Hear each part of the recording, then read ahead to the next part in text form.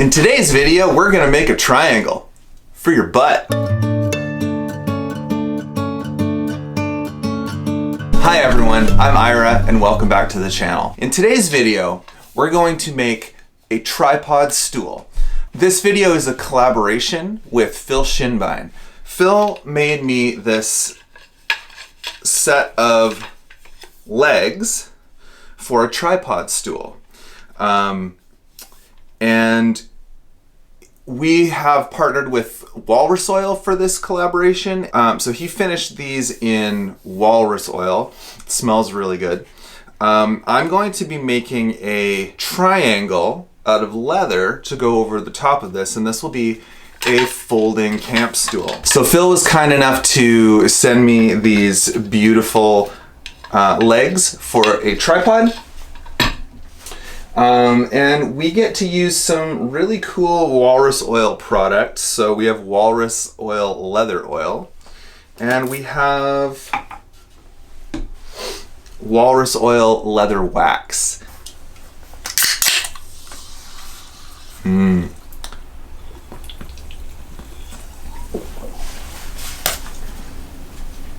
But before we get started on this video,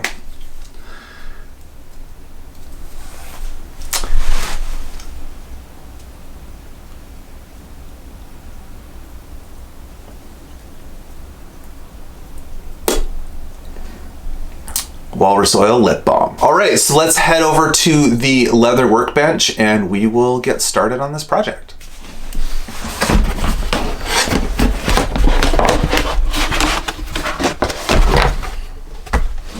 For this project, the leather I've chosen is buffalo because it's a tripod and it's going to be supporting the weight. It's kind of like a belt in the sense that we have to have something that isn't going to stretch. So this is what we're going to start with.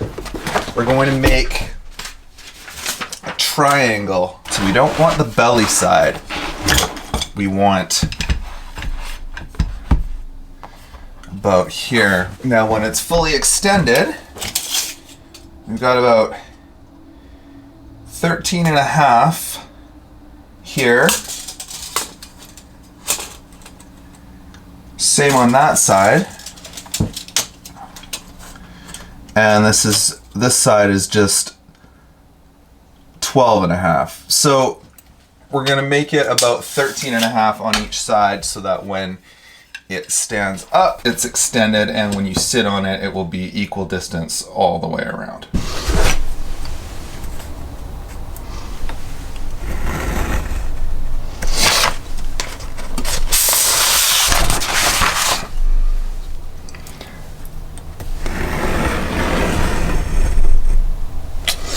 Okay, so that's about 13 inches.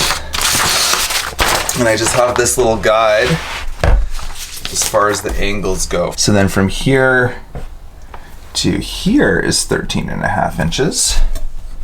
Then from here to here should be 13 and a half inches.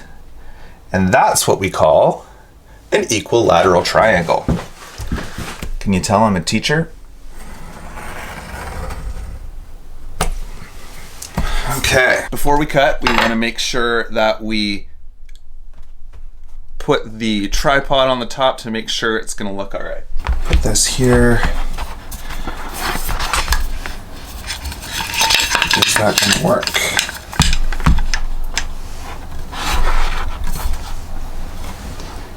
Oh, looks like it's going to work.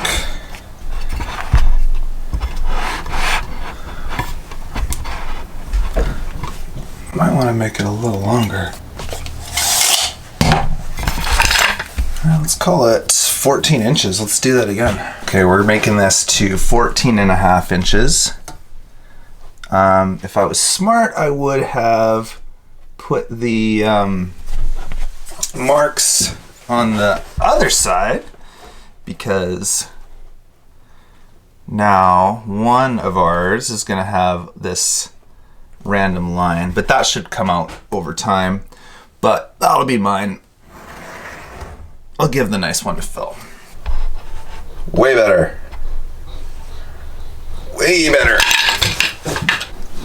One of the most used tools in my workshop are these circles that my dad made for me.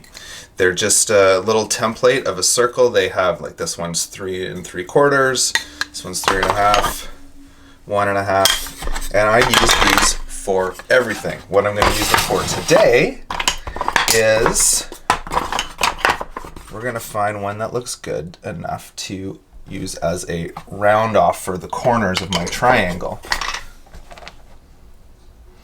And I think that's a bit big. It was 1 inch. Let's just use 1 inch. That's a 1 inch circle. Take it right to the edge where I'm working. Hold it like so. And then mark it so that I have a nice rounded corner on my leather. Just gonna put my straight edge on my line. Just gonna use this guy here. So we're gonna cut right through the awl line.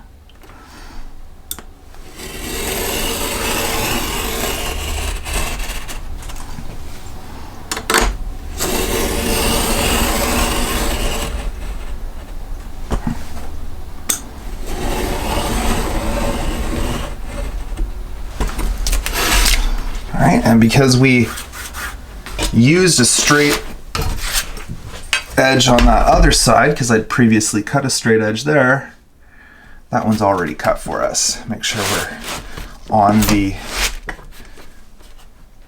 cutting mat.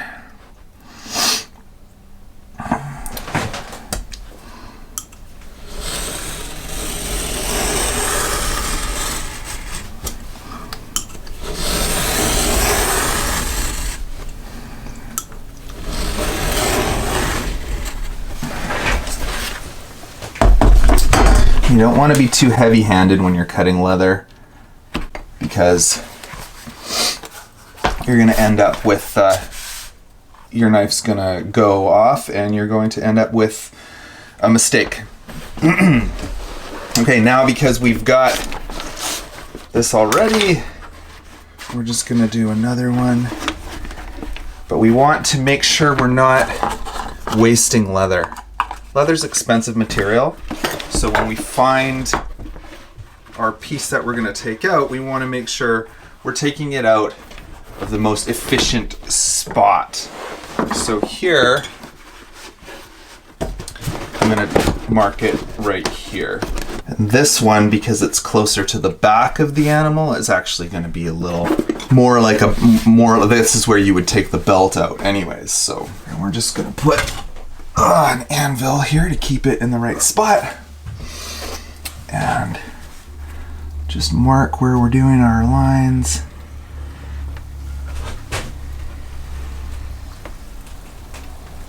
This side doesn't have a straight edge cut, so I have to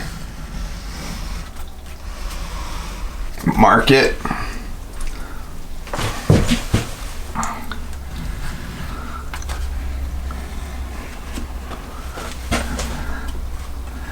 Whoops. This one's going to be Phil's.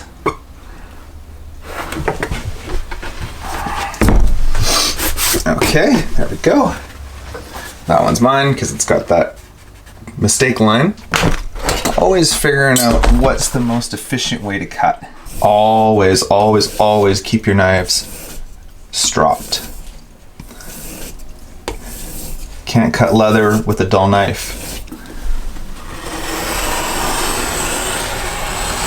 Much better. All right. Now we can get this big piece of leather out of the way. And because we were efficient in our cutting, we have some big pieces that we can use still for other things.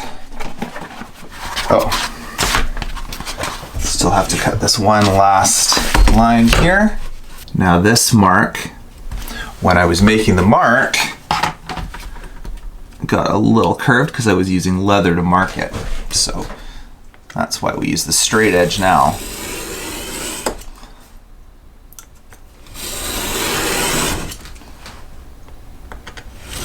There we go. Good. 2 triangles.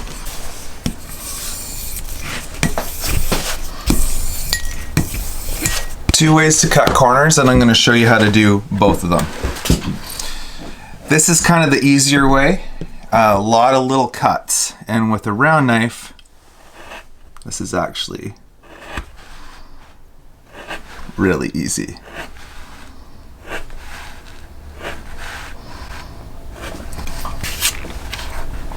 And then when we burnish that edge, that's going to get really nice and rounded.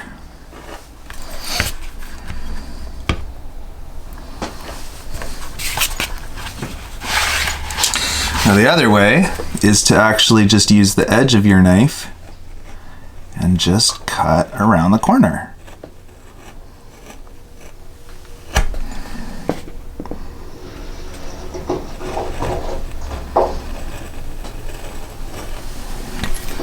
Both ways work, but this way actually makes it round. This way you have to burnish it afterwards. So this is a round cut edge. This one you have to go back at and fix. And you can see I have my thumb on the back of the blade guiding the turn sometimes. And you don't go all the way in, because if you go all the way in, you're going to just make a mistake. And with leather like this, it's thin enough that it's not gonna, it's easy, you only have to cut it twice. Great. Okay, so now we need to take some of this hardware off to see how big we need to make the holes. So this is the hardware that goes in. We're gonna have to make that a really tight fit, because it's gonna stretch anyways. We wanna have to kind of push it through and let it kind of turn into the leather as well. My rotary punch has on the largest hole, I don't know what size that is exactly, but that looks just about exactly right. So we're gonna mark where we want our holes with the awl. And I'm gonna say right about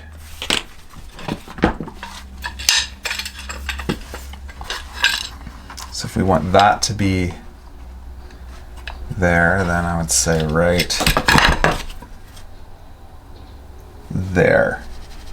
So we'll punch the holes in mine first and see if it all fits together before we burnish the edges. Punch the holes.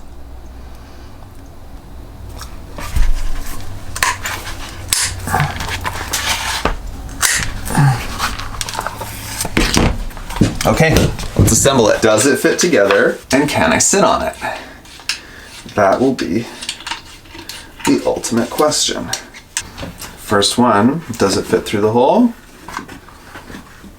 Yeah, pretty good.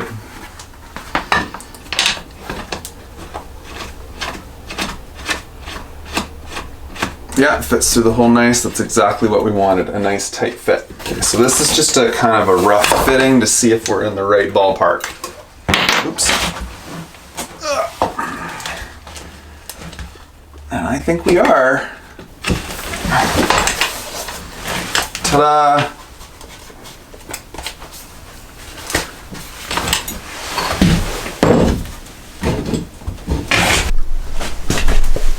Sit test.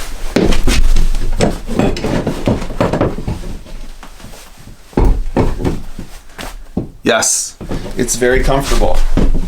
Okay, excellent. So, let's burnish the edges. Before we can burnish, we need to bevel the edges. And of course, everything we do, we need to strop, strop, strop. You can see there's like a line of dark there, and that's where there's actually material coming off of the thing. So that's nice and shiny and sharp. Let's do fills. And we're just going to take basically a little peeling off of that edge.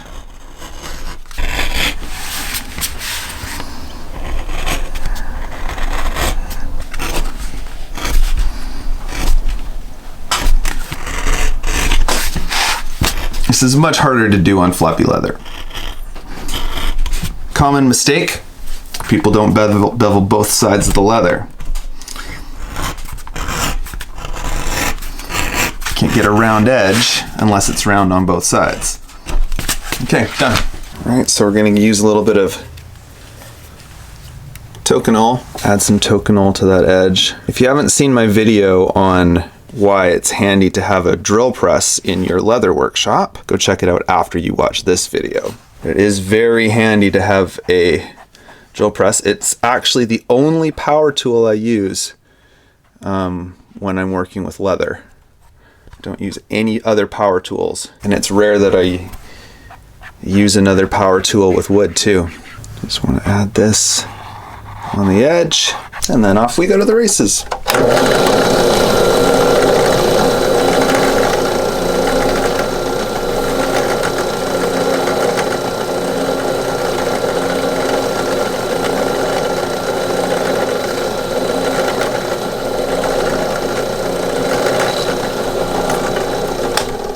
Okay, and there we go. And now, for a moment of truth. There's a lot of moments of truth in this particular video series, or video. We're going to try out the walrus oil leather oil. And I just tried it on a little sample, so I do know that a little goes a long way of this stuff. Restores and preserves, it says. Shake well. There we go. Looks nice. Doesn't really have much of a smell. Yeah, okay, it darkens the leather a bit. But I like that.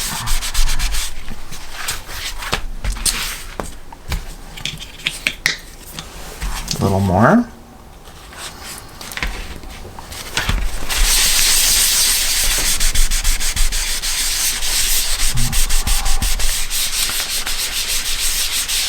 My experience with things like this, it darkens the leather a bit, but it always comes back to its original sheen, its original color.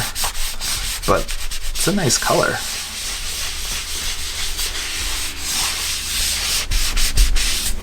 Okay, so we got that.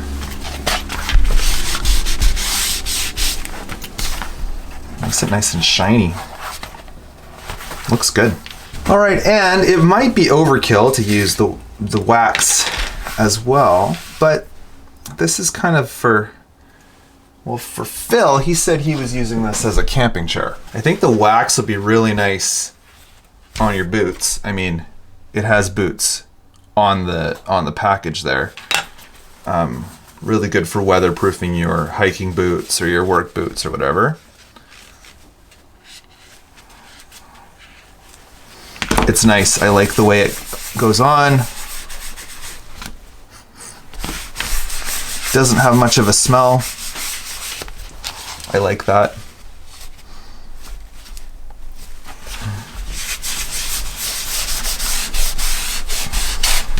So just apply it on liberally, and that'll keep your stuff nice and waterproof.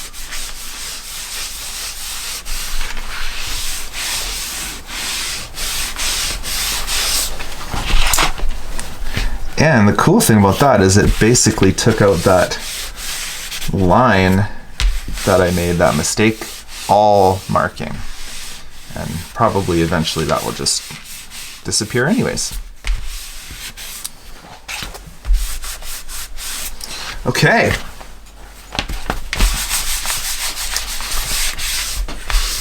Nice, we got wax and oil on this thing. Now it's time for moment of truth number, what, 5? And we'll put it on the legs and sit on it. And that'll be it. That'll be done. Okay, let's put this thing together.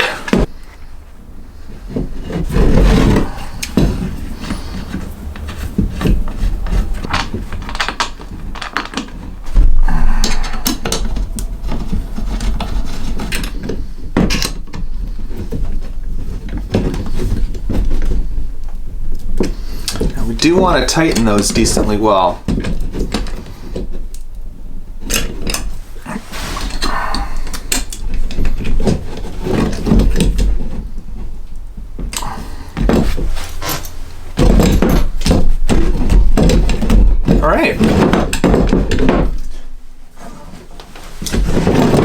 Final sit test.